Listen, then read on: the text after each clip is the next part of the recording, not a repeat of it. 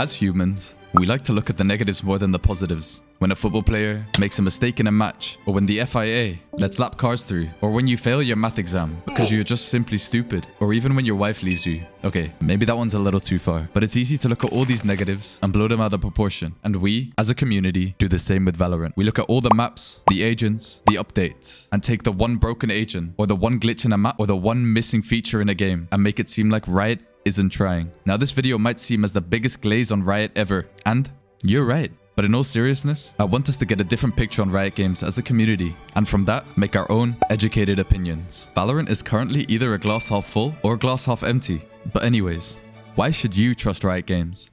I'm Monkey, MXNKKY, and literally nobody's subscribed. Also, we're like this close to our Porsche 911 GT3 RS, because yeah, why not?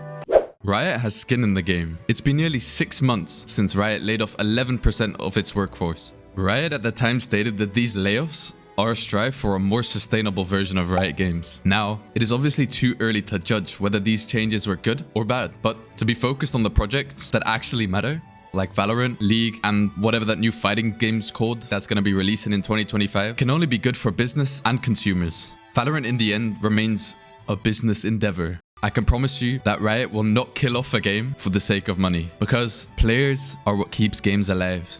Look at Fortnite, Minecraft, or even Call of Duty, games which have had a loyal fan base, but also evolving player bases. The early Fortnite players have moved to Valorant, Call of Duty, or even other games. Now, Fortnite has still managed to adopt many younger players to keep their player base alive and their game alive.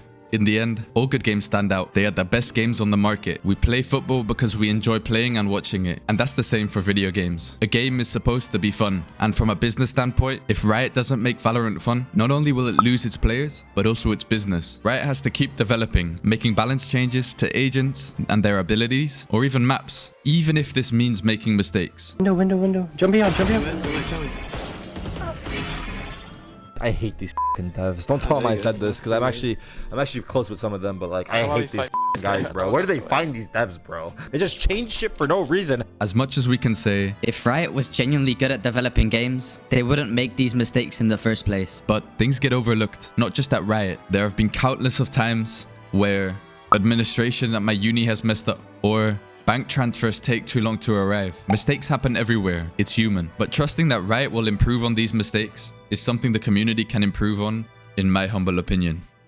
Another major point I'd like to discuss is esports. Esports is a very big part of Riot Games, and is something that is at the core of the Valorant scene. The game is built as a competitive shooter. Ranked is at the center of the game. Being the best is what gives you prestige and status within Valorant. Being able to show how good you were to all the e-girls and e-boys, depending on what you're into, of course, we don't judge here, is a large part of the game. However, back to the main topic. The scene is constantly evolving. For example, when Valorant franchised the scene, it may have seemed like a bad idea. However, it does allow for a more stable and long-term income for teams and for Riot Games. Teams in the NFL or in the NBA are all franchises of the sport and are able to generate a load of revenue for the sport itself. Hence, the same thing will happen to Valorant, I hope. Take League of Legends, a proven, well-working esport with a similar structure to that of the Valorant scene. Riot has been able to do such a good job keeping this esport at the highest level for over a decade, and if they can do that with League of Legends, then they should have no problem doing that with Valorant. More interaction with the pro players and teams actively scouting for the best players in the region currently show that the game is not in a bad position, and we honestly can't be mad that Riot is prioritizing their main audience, which is competitive play. And to keep the game alive and healthy, they have to keep focusing on that. They of course can focus on the casuals as well, but it's probably a side project. The addition of team bundles also allow Valorant to improve the esport, as there's a larger increase in revenue, while giving players a sense of closeness to the teams. You can kind of compare the bundles to buying a football shirt to support your club. How do you convert the non-Sense City believers? Please buy the Sentinels bundle, please! Well, you heard the man. Now, from what Valorant esport was a year ago today, Riot is trying to create a sport, and we can see that. Something bigger than just Valorant. And I think it's working. The rivalries and the stories are not just on the Ronaldo-Messi level yet, but in a couple of years, we might just talk about how good Demon 1 and 10s were, or how exciting Fnatic and Sen was. And hopefully we'll be able to reminisce on Valorant. It sounds weird, but I think that's the goal of esports. And Riot knows.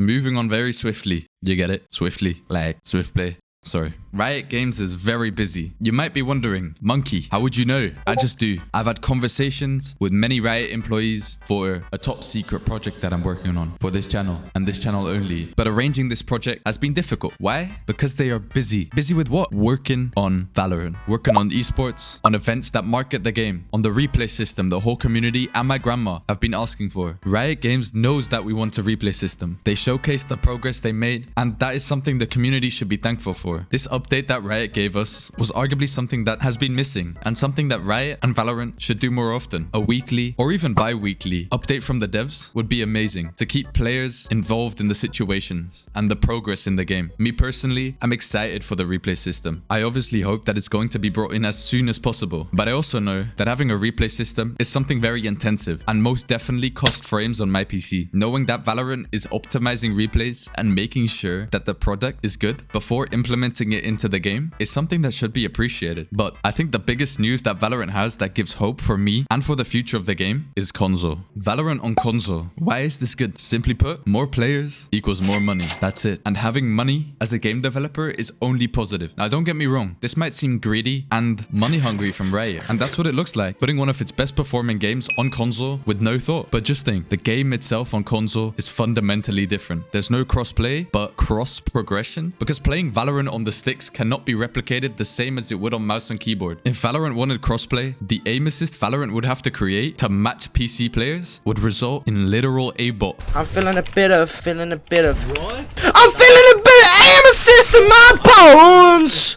Luckily, Riot didn't go that route. Riot knows what is at stake. Riot knows what we want as a community and listens. And Riot knows that people playing on console will benefit both player bases in the future. Because in the end, more money means more funds to improve the game, not just a pocket like Prime Van Dijk in the Premier League. And as an extra, I want to talk about Valorant skins. I feel like ever since I told people not to buy them because they seem like a scam, Riot has been taking notes and recently have put out some top tier bundles where the artistry of the game graphics, sound design, and skin design has been more representative of what they are charging for skin prices. Oh my god, wait. The E-daters are gonna love this, dude. Oh my god. The new bundle, and even previous bundles these last 6 months, have been a good step forward and are genuinely making me want to spend more money on a game that I haven't spent money on in a very, very long time. In conclusion, there are of course many things Riot can improve on in the base game, in esports, and probably on console as well. But the direction they are heading in can be seen as very promising. There are obviously two sides of the story, but with the new act starting, the new map, an increase in player base from console, Valorant should be catching more eyes. And that is why I think you should trust Riot Games a little more than you might. Also, subscribe. Take care, guys.